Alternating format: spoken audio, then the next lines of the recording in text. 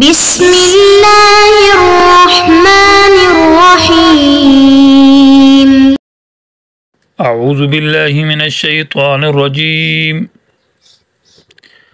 الم تر ان اللہ سخر لکم ما فی الارض والفلک تجری فی البحر بامرہ ویمسک السماء ان تقع علی الارض الا باذنہ ان اللہ بالناس لرؤوف الرحیم. عزیز طلبہ اکرام، سبق نمبر 270، آیت نمبر 65، سورۃ حج. جیسا کہ گزشتہ درس کے اندر الم تر ان اللہ انزل من السماء ماء کی آیات کے اندر جہاد کے اور غلبہ مہاجرین کے غلبے کی دو فوائد ذکر کیے تھے. اور فائدہ یہ تھا کہ جس طرح اللہ تبارک و تعالی نے انسان کا بدن پیدا کیا ہے تو روح بھی اللہ نے پیدا کیا ہے. جب کہ اللہ تبارک و تعالی انسان کے بدن کی ضروریات کو مہیا فرماتے ہیں اور کیے ہوئے اور آپ دیکھ رہے ہیں، اور قسم قسم کی ضروریات اور فوائد انسان کے لیے پانی اور مکان اور نباتات اور پھل اور آسمان اور زمین سے پیدا کی ہے، تو کیا اللہ تبارک و تعالی روح کی تربیت نہیں کرے گا؟ تو جس طرح اللہ نے بدن کی تربیت کی ہے اسی طرح روح کی بھی اللہ تربیت کرتا ہے، اور روح کی تربیت کے لیے اللہ تعالیٰ وہی بھیجتا ہے، اور وہ جہاد ہے، اور وہ اللہ تعالیٰ اپنے دین والوں کو مومنین کے اللہ مدد کرتا ہے.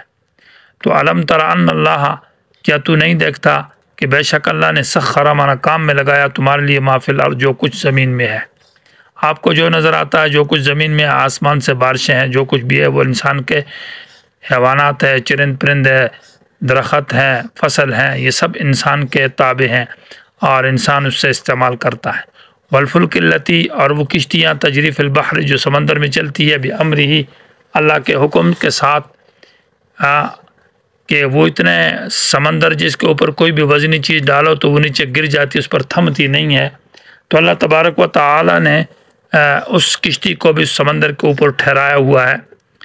وَيُمْسِكُ السَّمَاءَ، اور اللہ تعالیٰ نے ٹھہرایا آسمان کو، ان تقع کہ وہ گر جائے علی الارض زمین پر، یعنی زمین پر گر جانے سے آسمان کو بھی اللہ نے تھاما ہے اور روکا ہے. الا باذنہ، الا بمعنی غیرو کے، بغیر اللہ کے اجازت کے، بغیر اللہ کے حکم کے. معنی یہ ہے کہ ہاں جب اللہ کا حکم ہوگا کہ آسمان کو اللہ تعالیٰ گرا دے گا تو پاش کر دے گا، زمین ٹکڑے ہو جائے گی اور اللہ اس نظام کو درہم برہم کرے گا. یہ آسمان دیکھیں، کشتی جو ہے پانی کے اوپر، وہ تو اللہ تعالیٰ نیچے پھر بھی ایک پانی ہے، ایک جسم والی چیز اس پر روکا ہوا ہے. اور اس سے عجیب ترین چیز یہ ہے کہ آسمان کو بغیر کسی ستون اور بغیر کسی چیز کے اللہ نے روکا ہے. ان اللہ بالناس لرؤوف الرحیم، بے شک اللہ تعالیٰ لوگوں پر بڑا شفقت کرنے والا مہربان ہے. رؤوف کا معنی یہ ہے کہ تکلیف دور کرتا ہے، اور رحیم کا معنی یہ ہے کہ اللہ خیر پہنچاتا ہے. اللہ تو وہ ذات احیاکم جس نے تمہیں زندہ کیا ہے، یہ زندگی عظیم نعمت اللہ نے تمہیں دی ہے. ثم یمیتکم، پھر اللہ تمہیں موت دے گا. ثم یحییکم، پھر زندہ کرے گا. ان الانسان لکفور، بے شک انسان بڑا ناشکر ہے کہ اللہ تعالیٰ کی نعمتوں کی ناقدری اور ناشکری کرتا ہے، اور منعم حقیقی سے انسان دور رہ جاتا ہے اور کفر اور شرک کرتا ہے. یہ اصل میں حیات جو ہے، یہ زندگی ہے، دنیا کے اندر جو زندگی ہے یہ نعمت ہے، اور آخرت کی جو زندگی ہے وہ بھی نعمت ہے. درمیان میں موت کا ذکر ہے، یہ تو اس کے لیے ایک ذریعہ ہے، راستہ ہے.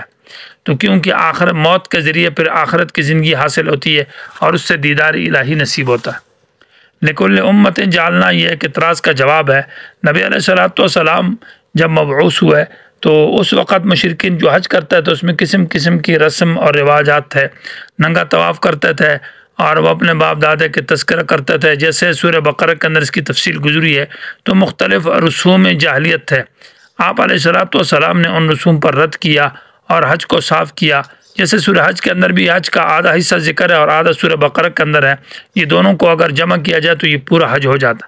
تو اس پر مشرکین نے اعتراض کیا کہ آپ نے حج کا طریقہ بدل دیا ہے اور ہمارے طریقہ دین ابراہیمی سے آپ ہٹے ہوئے، اور یہ اعتراضات اور شبہات پیدا کیے. تو اس کا جواب ہے کہ لکل امتن، ہر امت کے لیے اللہ تبارک و تعالیٰ نے جعلنا مان، ہم نے مقرر کیا ہے، منسکن مانا ایک طریقہ، ہم ناسکو کہ وہ اس طریقے کے اوپر چلتے ہیں. فلا ینازعنک نہ جھگڑیں یہ لوگ کا آپ کے ساتھ فی الامر دینی معاملے میں، دین کا جو معاملہ ہے، طریقہ حج ہے، ودعو الی ربک آپ دعوت دیں اپنے رب کی طرف، انک لعلی ھدی مستقیم بے شک آپ سیدھے راستے کے اوپر ہیں۔ منسک جو ہے، منسک مصدر میمی ہے، بمانہ عبادت کے اور بمانہ قربانی کے اور بمانہ عبادت یا قربانی کا طریقہ۔ یہاں طریقہ معنی مراد ہے کہ لکل امت جعلنا منسکا، ہم نے ہر امت کے لیے ایک طریقہ مقرر کیا۔ قربانی کا بھی ایک خاص طریقہ ہے اور ہر امت کے لیے یہودیوں کے الگ تھا، عیسائیوں کا الگ تھا، اس طرح تو آخری رسول کا طریقہ بھی خاص طریقہ ہے اور حج کا طریقہ بھی، اور اس طرح نماز اور دیگر عبادات کے طریقے ہم نے ہر امت کے لیے الگ الگ مقرر کیے۔ ہم ناسکوہ کی یہ اس پر چلتے ہیں۔ تو فلا ینازعنک یہ مکے والے، یہ مشرکین، یہ کفار آپ کے ساتھ نہ جھگڑیں فی الامر دین کے معاملے میں اور نماز روزہ زکوٰۃ دینی طریقے کے اندر، تو آپ بھی ان کو جھگڑے کا موقع نہ دے دیں، بلکہ ودعو الی ربک آپ اپنی دعوت کو جاری رکھیں اور دعوت دیں۔ بے شک آپ ہدن معنی طریقے کے اوپر ہے، جو ہدا یہاں ہدن بمصدر جو ہے مبنی للمفعول کے معنی میں ہے، بمعنی جو رہنمائی کی گئی ہے جس چیز کی طرف آپ کی ہے، جو قربانی نماز روزے کا آپ کو جو طریقہ بتایا گیا، مستقیم یہ سیدھا ہے۔ وَإِن جَادَلُوكَ اگر یہ آپ سے جھگڑتے ہیں تو فقل کہہ دیجیے اللہ عالم، اللہ خوب جانتا بما تعملون جو کچھ تم عمل کرتے ہو، جو نماز روزے سے انکار کرتے ہو، حج سے انکار کرتے ہو، اس میں رسم رواج کرتے ہو، ان تمہارے گناہوں کو، زیادتیوں کو اللہ جانتا ہے، اور آج نہیں تو کل قیامت کے دن اس کا عملی فیصلہ ہوگا۔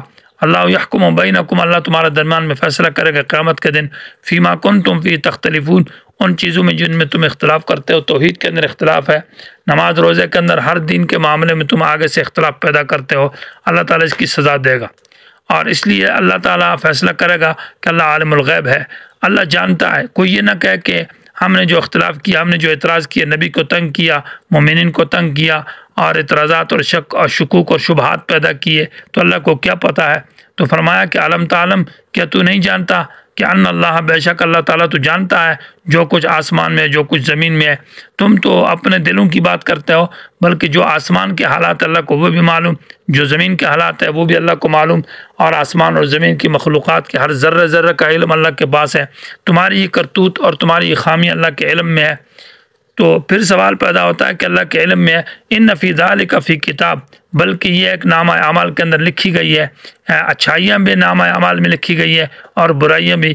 ان ذالک یہ جو کچھ آسمان اور زمین کے اندر ہے، یا جو کچھ انسان کرتے ہیں اچھے اور برے، یہ سب کچھ فی کتاب نامہ اعمال کے اندر، کتاب کے اندر لکھا ہوا ہے۔ اس پر سوال پیدا ہوتا ہے کہ اتنے انسانوں کی اتنی باتیں اور اتنی لاکھوں کروڑوں مخلوق ہے، اربوں خربوں کے، ان کے یہ حالات کس طرح اللہ نے لکھے ہیں؟ تو یہ تو بڑا مشکل کام ہے۔ جواب دیا کہ تمہارے لیے مشکل ہے، ان ذالک یہ کام اللہ یسیر اللہ پر آسان ہے، اللہ ایسا کر سکتا ہے۔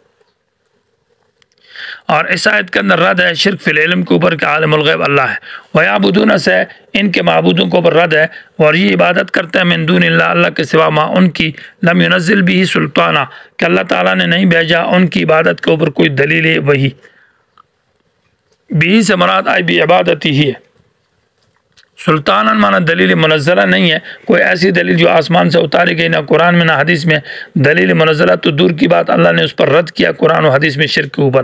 وما لیس لہم اور نہیں ہے لہم ان کے لیے بھی ہی اس غیر اللہ کی عبادت کے اوپر علم کوئی علم اور عقلی دلیل بھی، علم سے مراد دلیل عقلی ہے، کوئی ان کے پاس علمی بات اور دلیل عقلی بھی شرک پر نہیں ہے، اور دلیل منزلہ دلیل وحی بھی نہیں ہے۔